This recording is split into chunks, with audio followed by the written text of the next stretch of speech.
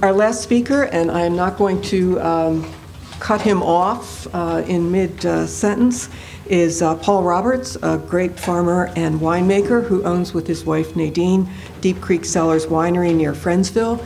He also serves as the citizens representative on the Governor's Commission that I am staffed to, and I want to say he's a very valued and highly participatory member of that commission. So Paul, how about if you give us a different businessman's perspective on Marcellus shale drilling? I want to thank Barbara Beeler and Friends of Deep Creek Lake and Garrett College, and most of all everybody on the panel and all those who came out this morning. As I drove past Glade Run, a little creek in my valley down below the winery this morning, I noticed that the water, which is normally at this time of the year about the width of that table, maybe two of those tables, I noticed that the water in this one place where I always go by at this time of the year, if the water's good, I can see right where the level is, right from the road. And I noticed it was perfect this morning. And I think we should all be very happy that we live in a green place right now. It's a very unusual part of North America, you know. It's so I think let's all give ourselves a hand that we picked to live here instead of in Tempe or whatever. And with that, I'm going to have to tear that up, because as I often find myself at the end, I feel like I have to address things that have been said previously. And I'll, in no particular order here, but a couple things I really want to point out. One, Maryland has a very immature case law program on dealing with mineral and gas issues in the state.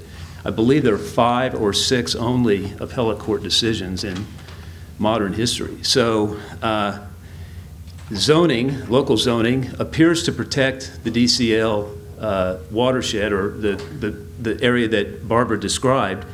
But I also want to point out that in other states near us that have a lot more action going on in this area, the industry has been very aggressive in attacking local zoning laws and has been very effective, especially in Pennsylvania, at getting zoning overthrown out and superseded by state law.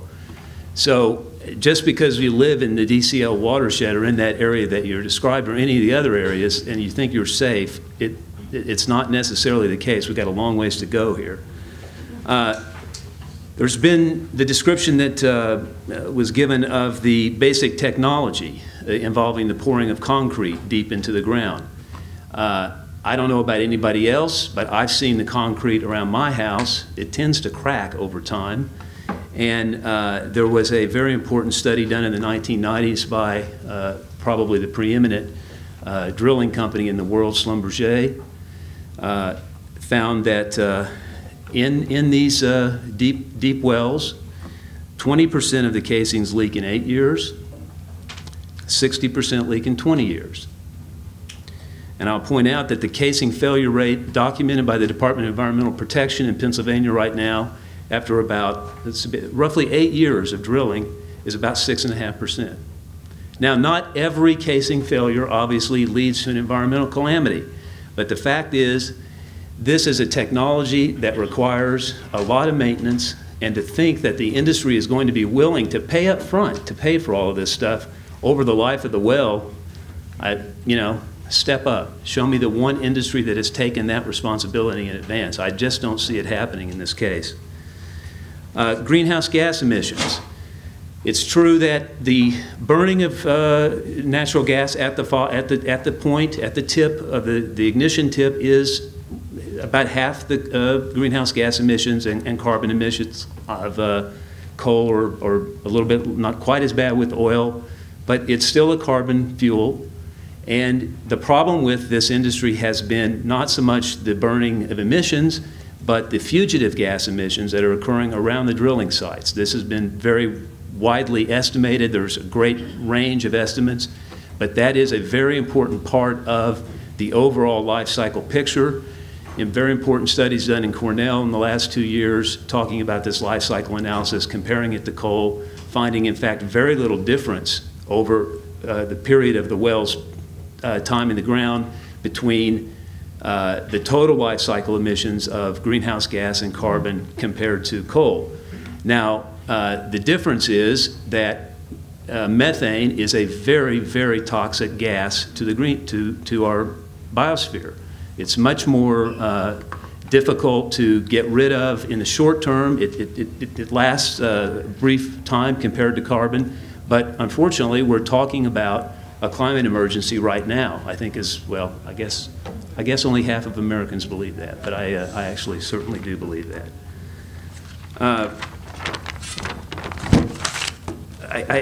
I've been around Bill Bischoff many times. I have a great deal of respect for Bill. I've seen the work that he's done on this issue in Annapolis, and I'll just point out that his presentation about how this type of drilling is so similar to the drilling that we've already had. This is, quite frankly, part of a national strategy by the oil and gas industry. Bill has testified in Annapolis a couple of times. It's sat right beside the chief lobbyist for the American Petroleum Institute.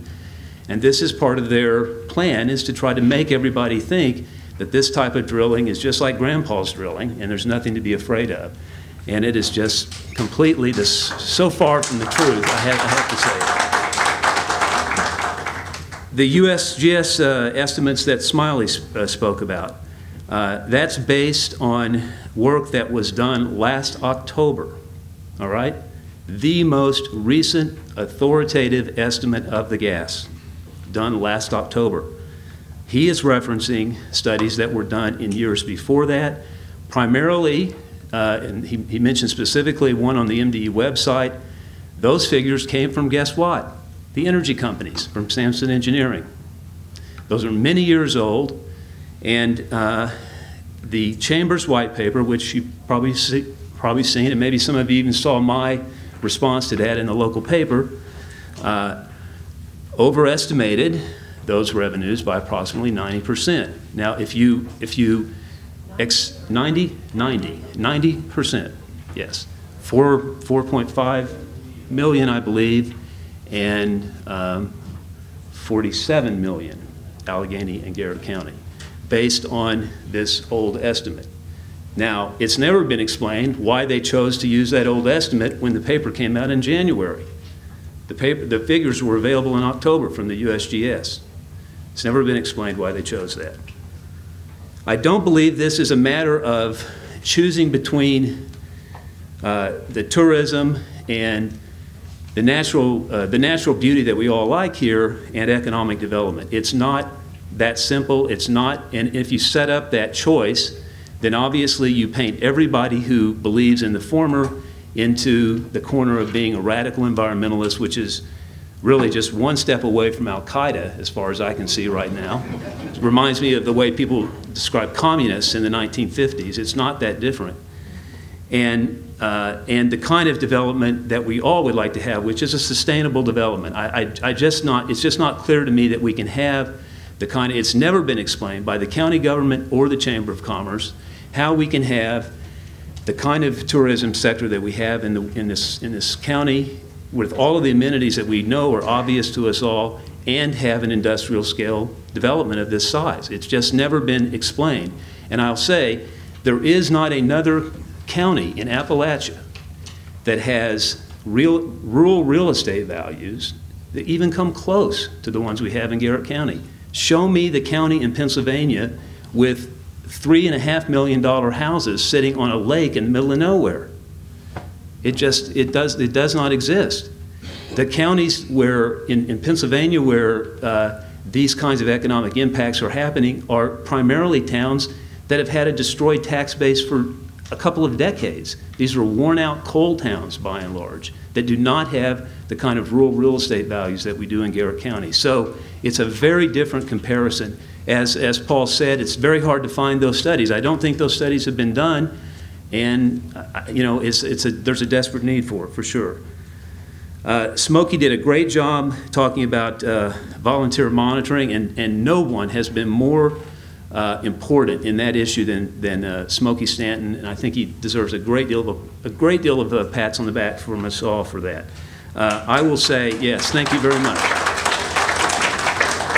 As far as I want to mention this. He showed a picture of those retaining ponds. I'll tell you what, over my dead body will we have those in Maryland.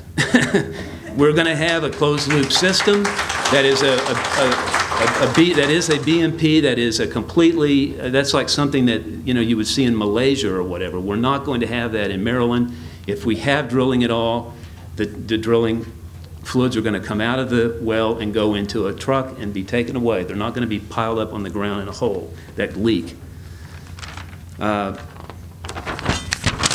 Insurance issues. Nationwide Insurance last week, 2 weeks ago, announced that they would no longer insure properties that have a gas lease on them.